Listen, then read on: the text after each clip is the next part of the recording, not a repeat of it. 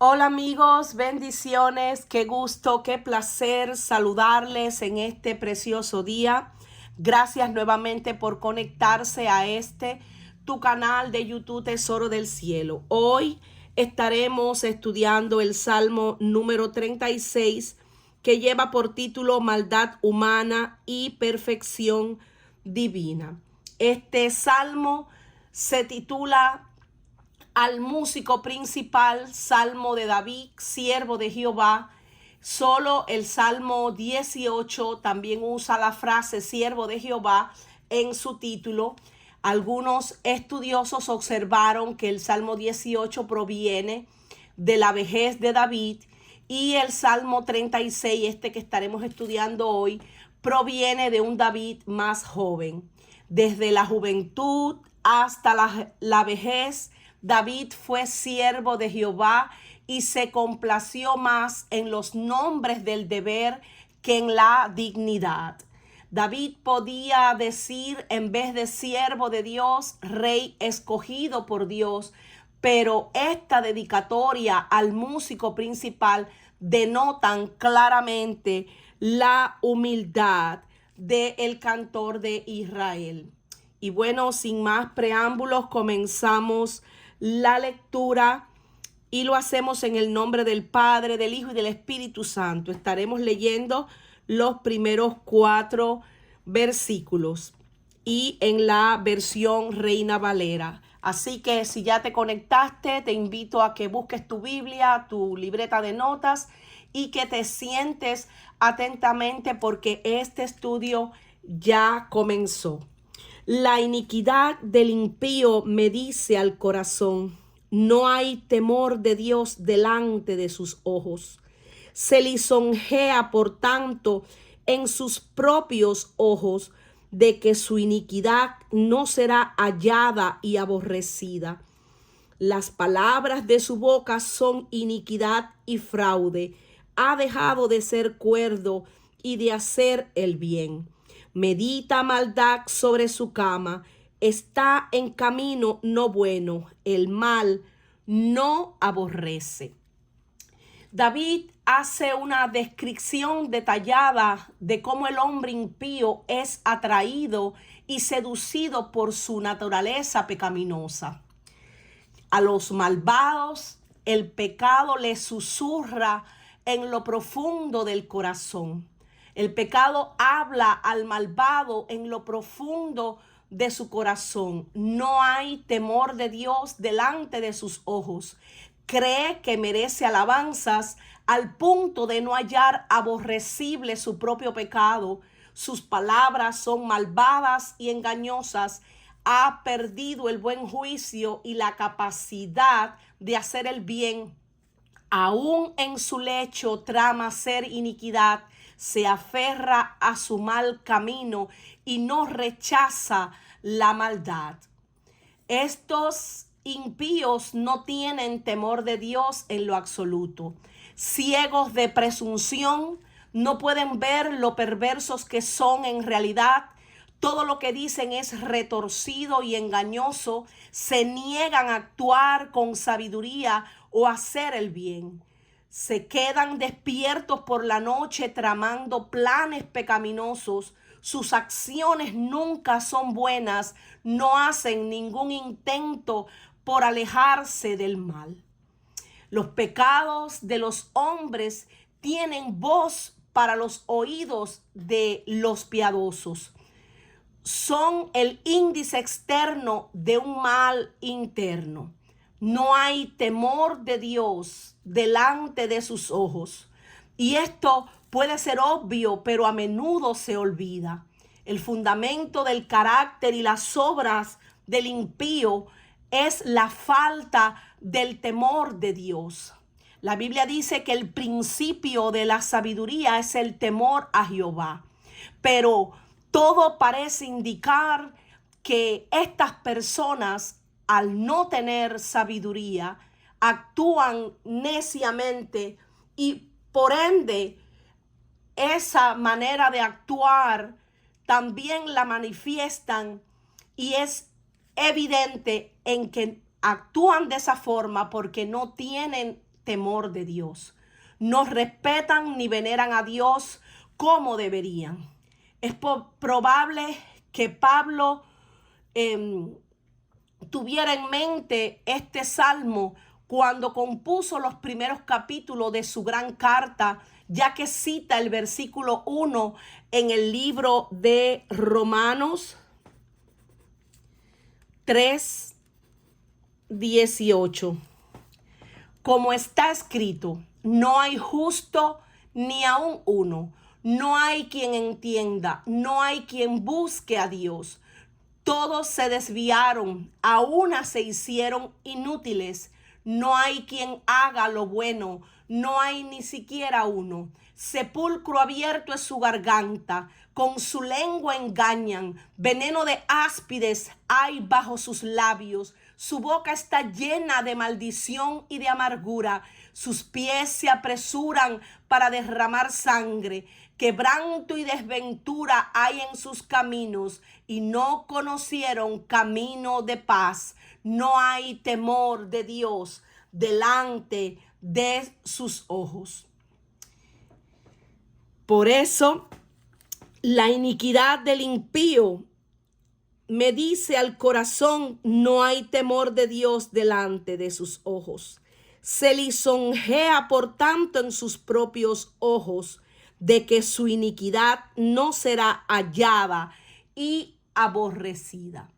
Por lo general, el impío rebaja su estimación de Dios y aumenta la estimación de sí mismo. Piensa en sí mismo mucho más de lo que debería, tanto en lo que respecta a sus pecados como a sus prejuicios. El impío por lo general no piensa que ha pecado, no se considera pecador. Su arrogancia y soberbia no lo deja autoanalizarse ni autoexaminarse.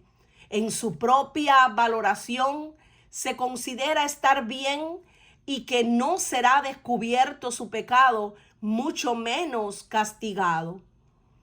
Que sus pecados no son pecados, lo que una mente sobornada por la pasión desenfrenada y el interés puede creer fácilmente. Que sus pecados son pequeños, que sus pecados serán excusados o justificados por intenciones aparentemente honestas o por profesiones externas y el ejercicio de la religión o por algunas buenas acciones con las cuales él piense compensarlos o de alguna otra manera. No tenía a Dios delante de sus ojos con santo temor. Por lo tanto, se pone allí con una admiración impía. El que menosprecia a Dios se enorgullece de sí mismo. Los que olvidan la adoración caen en la adulación. Los ojos deben ver algo, y si no ven a Dios, se adularán a sí mismos, hasta que Dios los desengañe con un juicio terrible. Se lisonjea cuando el pecado es descubierto. Allanan la propia conducta de la conciencia, que es el significado en hebreo para allanar. El pecado solo piensa en cómo hacer lo malo. No ve ninguna razón para respetar a Dios el hombre pecador. Se cree digno de alabanza y no reconoce su maldad. Cuando habla, miente, ofende, jamás piensa en hacer el bien. Aun cuando está acostado, solo piensa en hacer lo malo, no deja su mal camino, ni se aparta de la maldad. Ha dejado de ser cuerdo. Es decir, que si en algún momento tuvo algo de cordura, pues ahora se ha vuelto completamente contrario a lo que hacía. Perdón.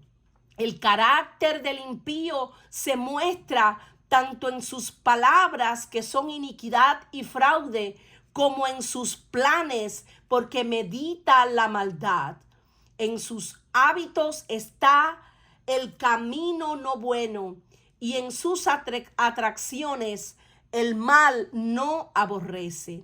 Medita sobre su cama, lo que denota que lo hace constante e incansablemente, prefiriéndolo antes que su propio descanso.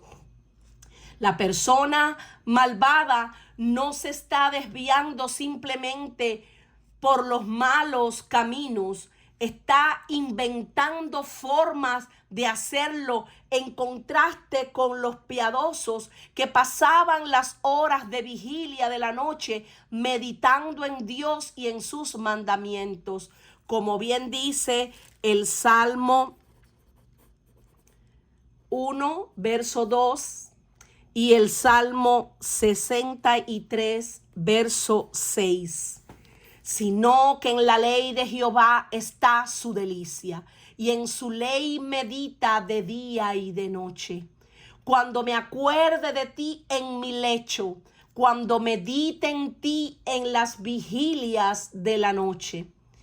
El pecador, el mal no aborrece. Lejos de despreciar y aborrecer el mal, incluso se regocija en él y lo patrocina. Nunca odia algo malo porque está mal, pero medita en ello, lo defiende y lo practica. Ciertamente, el que practica el pecado, dice la Biblia, que es del diablo. Estos impíos meditaban sobre su propia cama, cómo seguir haciendo lo malo, cómo engañar a los hombres piadosos, a los hombres humildes. El Espíritu de Dios ha dicho claramente que en los últimos tiempos algunas personas dejarán de confiar en Dios. Serán engañados por espíritus mentirosos y obedecerán enseñanzas de demonios.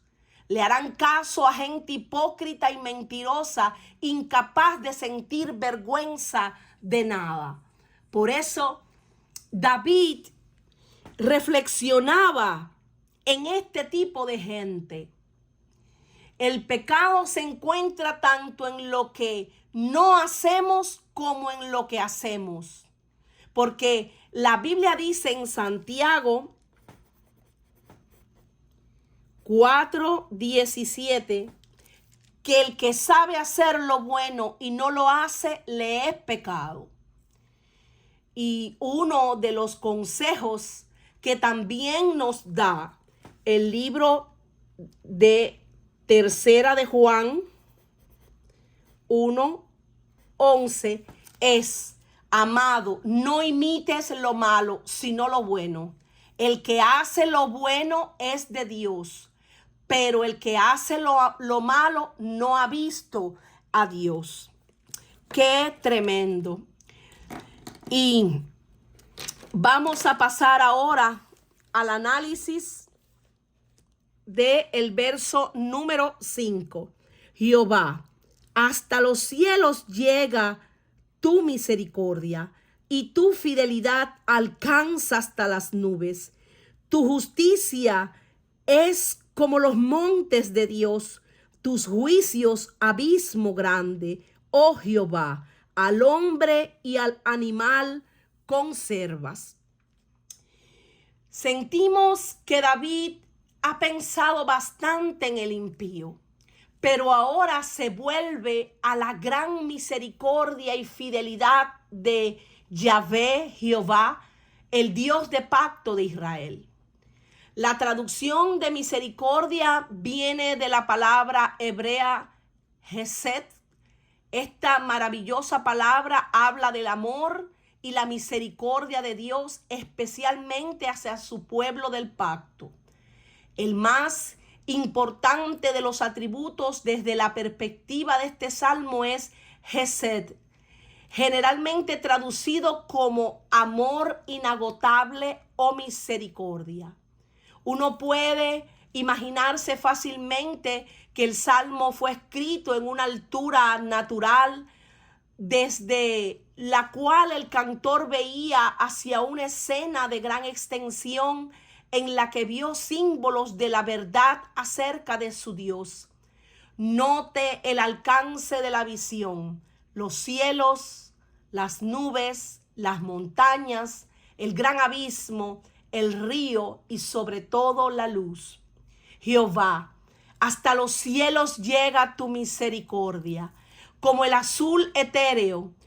Abarca toda la tierra, sonriendo a la naturaleza universal, actuando como un dosel para todas las criaturas de la tierra, superando los picos más elevados, elevándose alto sobre las brumas de toda transgresión.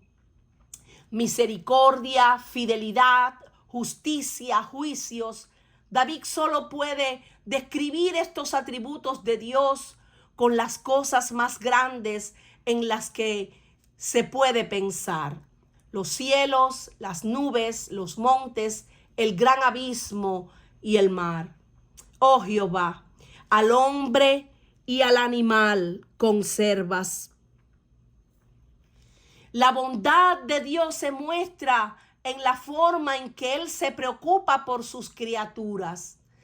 Todo el ecosistema de su creación tiene suficiente para satisfacer las necesidades de aquellos que Él ha creado, tanto al hombre como al animal. Dios mío, tu amor es tan grande que llega hasta el cielo.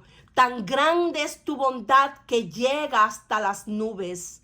Quería decir David: tus decisiones son justas, son firmes como las montañas y profundas como el mar.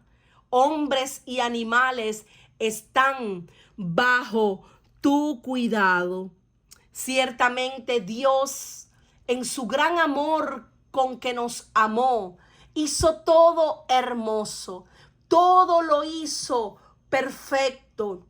En su gran amor inagotable.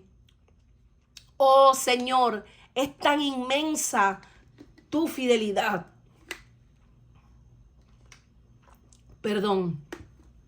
Es tan inmensa como los cielos. Tu fidelidad sobrepasa las nubes. Tu rectitud es como las poderosas montañas. Tu justicia como la profundidad de los océanos. Tú cuidas de la gente y de los animales por igual. Oh Señor, qué precioso es tu amor inagotable, Dios. Perdón.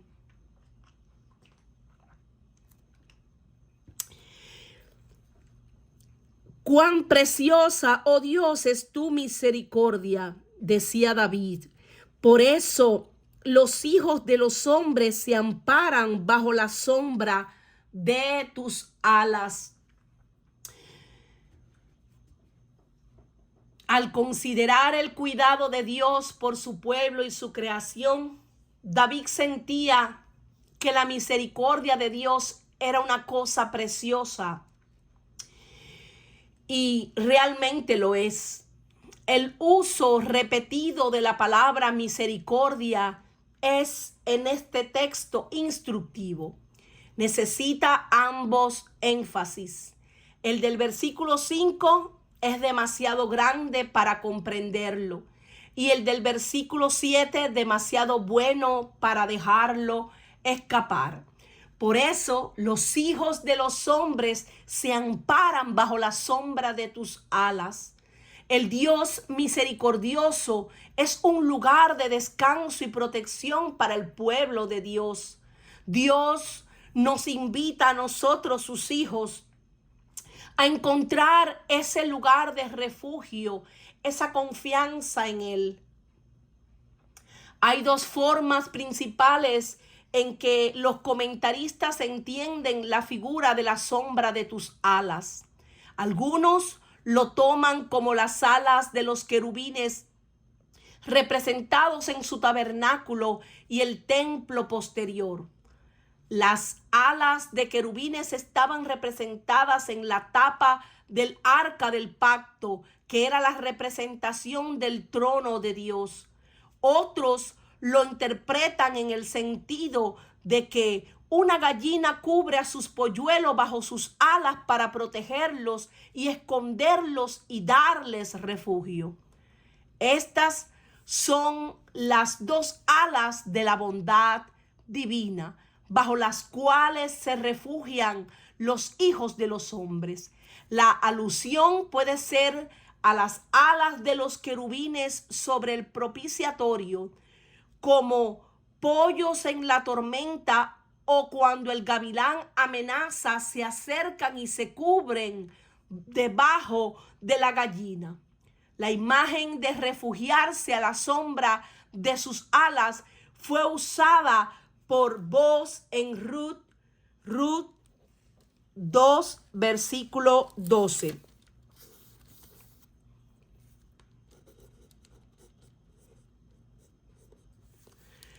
Que el Señor Dios de Israel, bajo cuyas alas viniste a refugiarte, te recompense abundantemente por lo que hiciste. Esto es una hermosa metáfora donde ciertamente Dios nos cubre bajo el amparo de sus alas. Cuando nosotros buscamos su presencia, ciertamente cuando nosotros le recibimos, Él viene, el Espíritu de Dios viene a morar a nuestra vida. Dice la Escritura que la sombra del Omnipotente nos cubre, es su protección sobre nosotros. David sabía eso. Por eso en el Salmo 61:4 que pueden leer, dice: yo habitaré en tu tabernáculo para siempre, estaré seguro bajo la cubierta de tus alas. Y de Jerusalén, Jesús dijo en Mateo 23:37.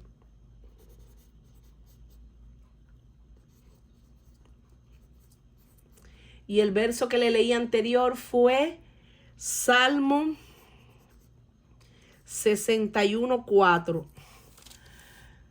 Jerusalén, Jerusalén, que matas a los profetas y apedreas a los que te son enviados. ¿Cuántas veces quise juntar a tus hijos como la gallina junta sus polluelos debajo de las alas, y no quisiste? Qué tremendo. El verso 8 dice: serán completamente saciados de la grosura de tu casa, y tú los abrevarás del torrente de tus delicias, porque contigo está el manantial de la vida, en tu luz veremos la luz. Dios cuida y protege a los que confían en Él, como lo haría un anfitrión amable y honorable con cualquiera de su casa. La plenitud de la casa de Dios es suficiente para satisfacer a cualquiera, ofreciendo un torrente de sus delicias. Serán completamente saciados de la grosura de tu casa. La palabra grosura aquí es literalmente gordura, y su uso es sugerente.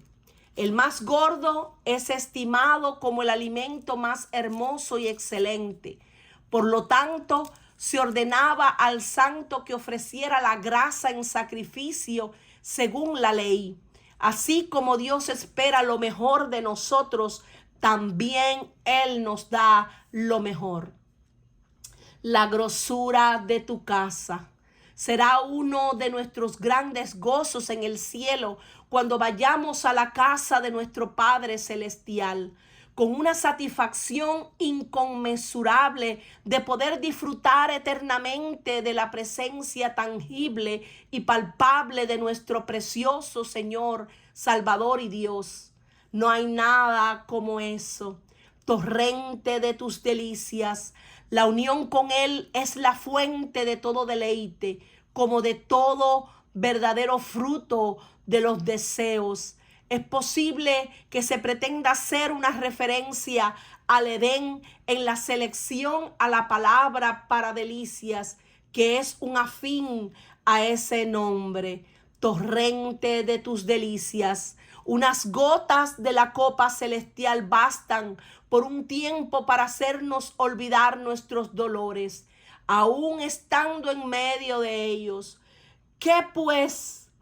No podemos esperar de los torrentes de esas delicias que están a su diestra, Señor, para siempre. Sabemos que en su presencia hay plenitud, hay delicias a su diestra para siempre.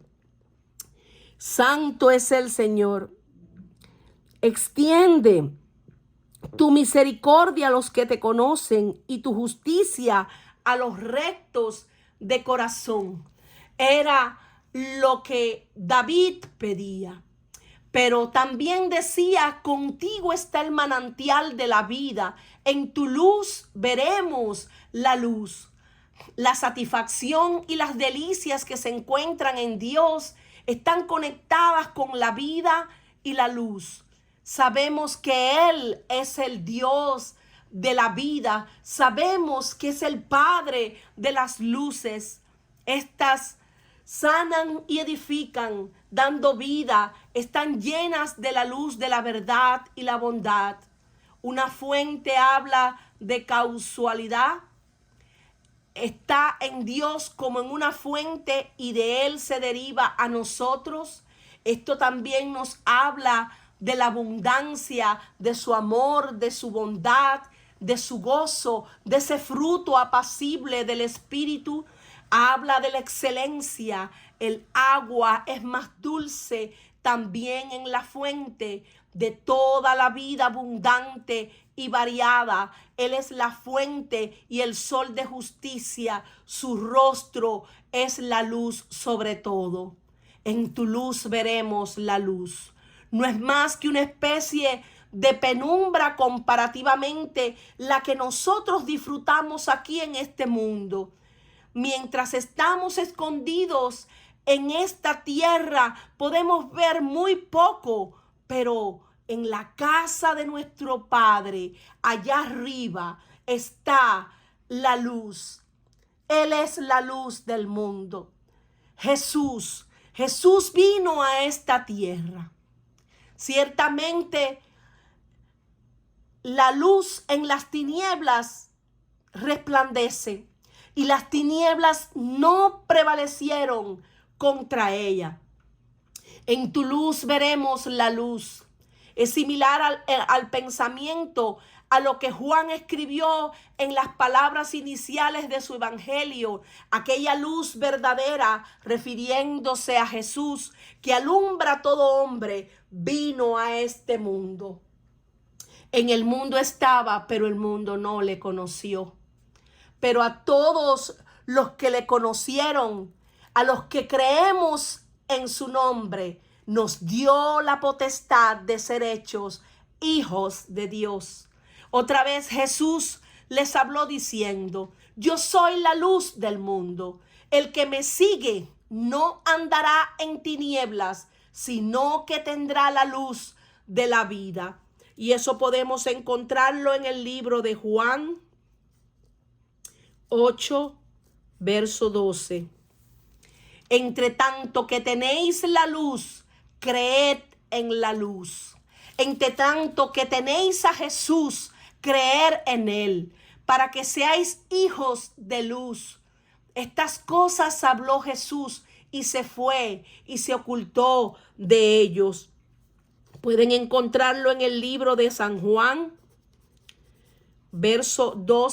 capítulo 12, verso 36.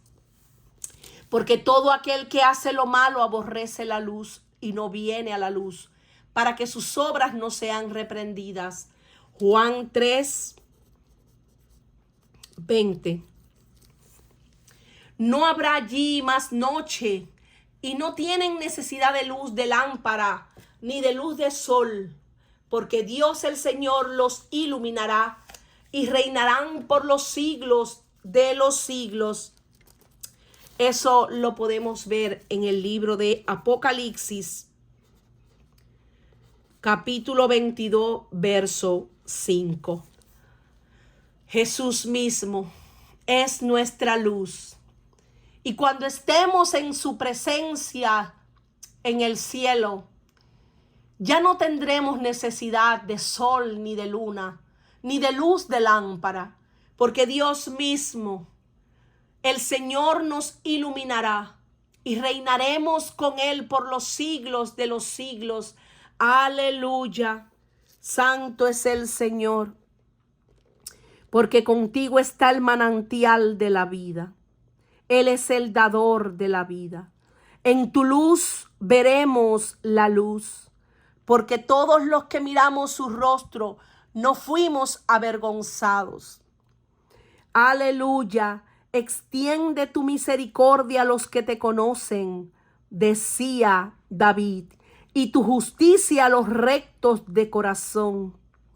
No venga pie de soberbia contra mí, y mano de impío no me mueva. Allí cayeron los hacedores de iniquidad, fueron derribados y no podrán levantarse.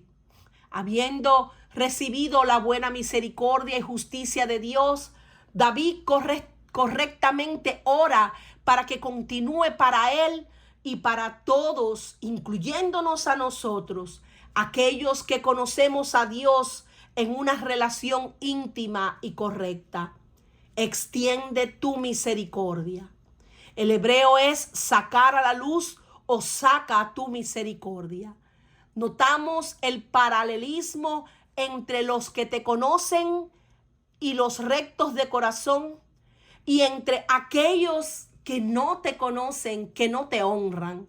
David naturalmente pensaba que aquellos realmente conocían a Dios, los que serían rectos de corazón, Dios ciertamente los protegería bajo el amparo de sus alas. Dios ciertamente los protegería de manos de los impíos. Por eso le decía, no venga pie de soberbia contra mí. David anteriormente alabó a Dios como el que protege y bendice a su pueblo. Ahora David oraba para que Dios cumpliera este aspecto de su carácter, protegiendo a su siervo tanto del pie como de la mano de los impíos. David consideraba el fin de los impíos en el que pensaba al principio de este salmo. Ellos caerán y lo harán de tal manera que ya no podrán levantarse.